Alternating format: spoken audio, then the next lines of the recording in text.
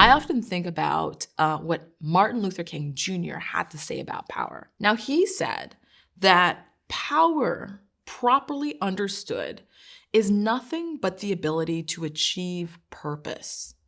It is the strength to bring about social, political, and economic change. This is Innovation Currency. My name is Leigh-Ann Buchanan, and I am your host. What I want this podcast to help people see about themselves is that innovation is for everyone, and everyone is an innovator.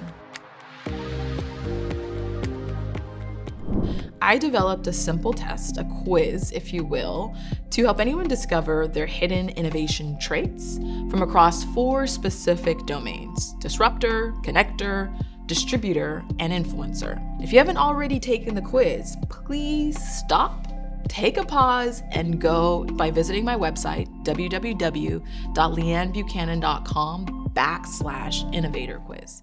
Welcome to Innovation Currency. My name is Leigh-Ann Buchanan, and together we're here to reimagine the stories of who we qualify as innovators and provide practical tools to help anyone discover their hidden innovator. You may have seen my TED Talk, or you have potentially listened to prior episodes, but as you know, I've developed a simple test called the Innovation Currency Framework that's designed to help anyone discover their hidden innovator traits. Our conversation today will focus on a deep dive into the influencer style. Now, if you've already taken the quiz and your primary or secondary innovator style is as an influencer, I want you to listen carefully because you're absolutely in for a treat. So what makes the influencer innovator style so special? You influencers innately understand how people and institutions wield power, collectively and individually. You have the ability to motivate people into action because you recognize the necessary inputs that change human behavior. You are kind of like those psychological mavens that know how to influence people into specific outcomes. You're really able to build movements that are truly inclusive in nature because who you center as leaders are often the folks that are overlooked, lost, left behind, or underestimated. So where do influencers focus the source of their innovation? It's power. And there are so many definitions of power. But when I think about power as it relates to influencer type innovators, I often think about what Martin Luther King Jr. had to say about power. Now, he said that power, properly understood, is nothing but the ability to achieve purpose. It is the strength to bring about social, political, and economic change. Think about that for a minute. The ability to achieve purpose and to effectuate change. When we think about power, we often think about power from the institutional sense.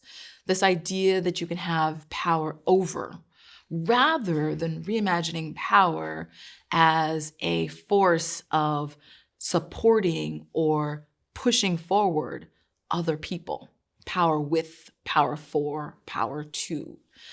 Influencers have the ability to really reimagine what power looks like in so many different contexts. So why do we actually need influencers? Influencers are here to create new ways of using power with and for the benefit of others. They are able to remove the barriers to taking action to advance a particular cause. When I think about this, I often go back to my first kind of protest or political campaign back in high school.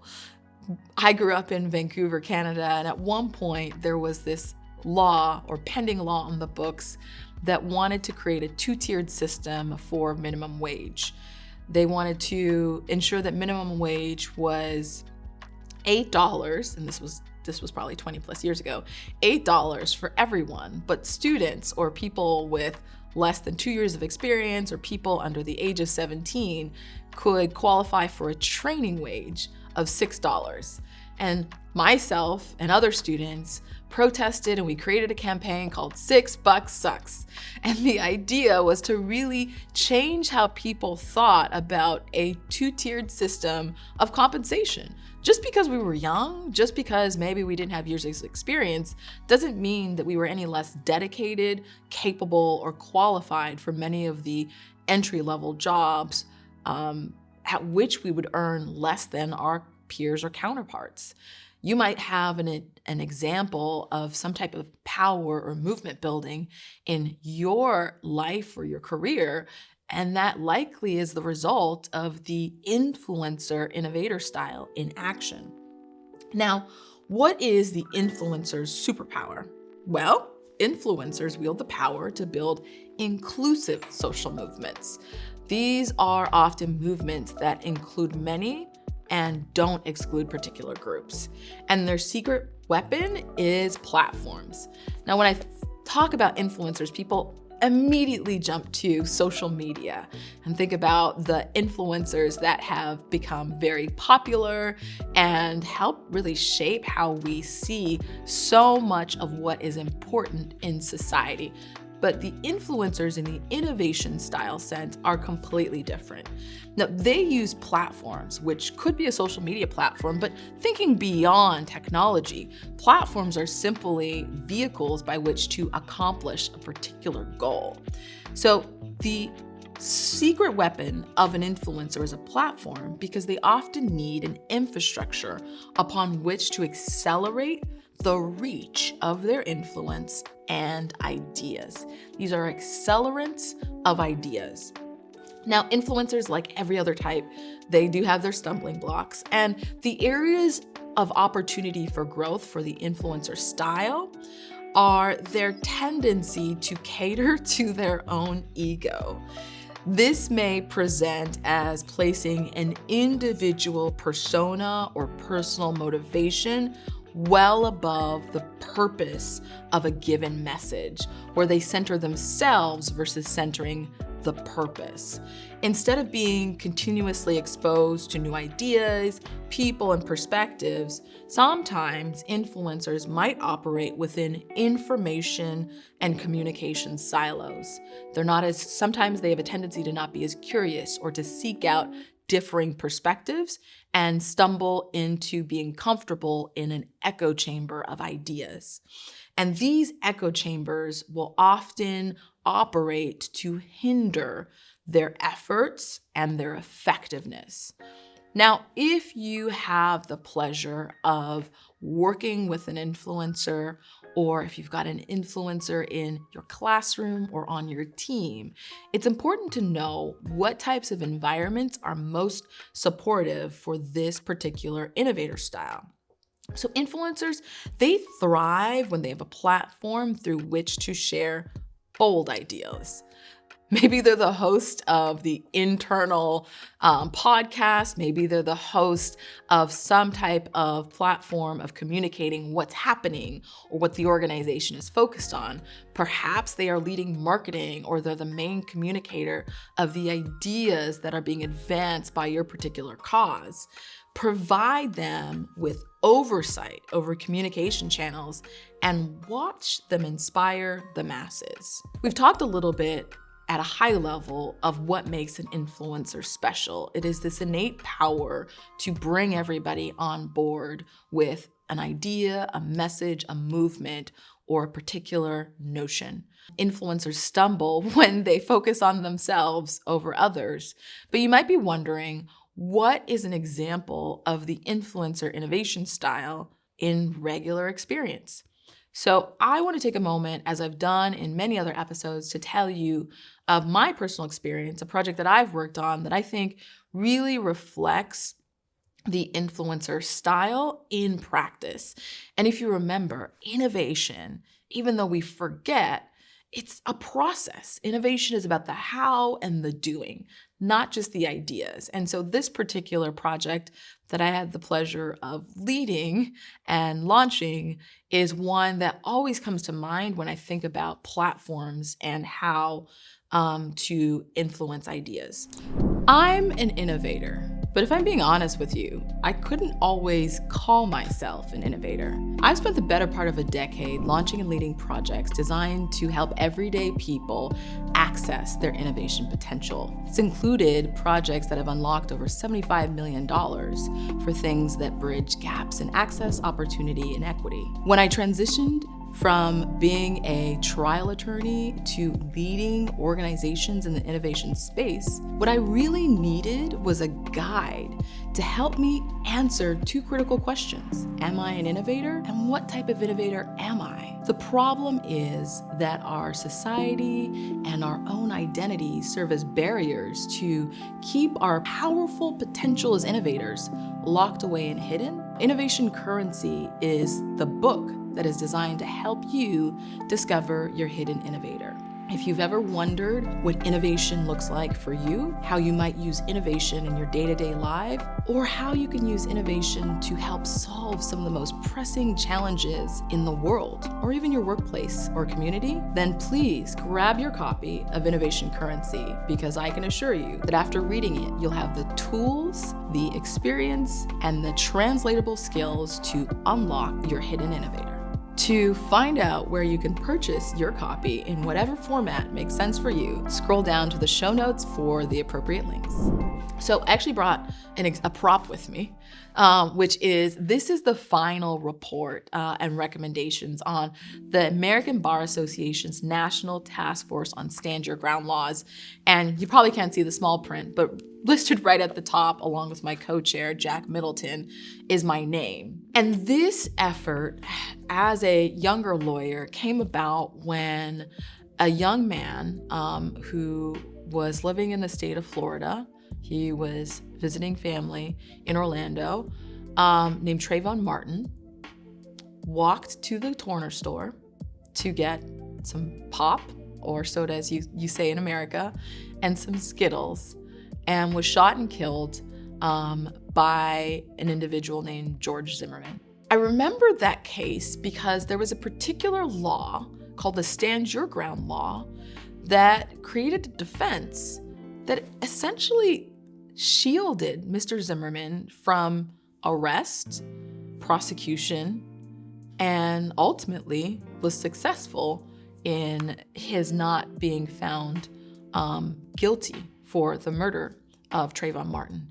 And I thought back to law school because I remember hearing about this law in my criminal law class. My professor, then Professor Mario Barnes, who actually ended up sitting as a member of the task force, was explaining to us that this law in self-defense somehow allowed people to assert self-defense anywhere in public. It expanded this notion of the castle doctrine, which is this idea that in your home, your place of abode, where you absolutely have the most right to be and to have self-defense, would somehow expand to public places, like the sidewalk or the street. And I remember in law school thinking, this makes no sense, because everybody has the equal right to be in public spaces. No one person has more rights than the other.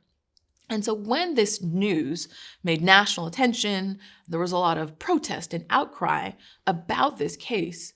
I remember, as a member of the American Bar Association's Coalition on Racial and Ethnic Justice, making the ask to start a task force, because I thought we needed to examine this law, not just the one in Florida, but the fact that this law existed in many forms in the majority of states across the country.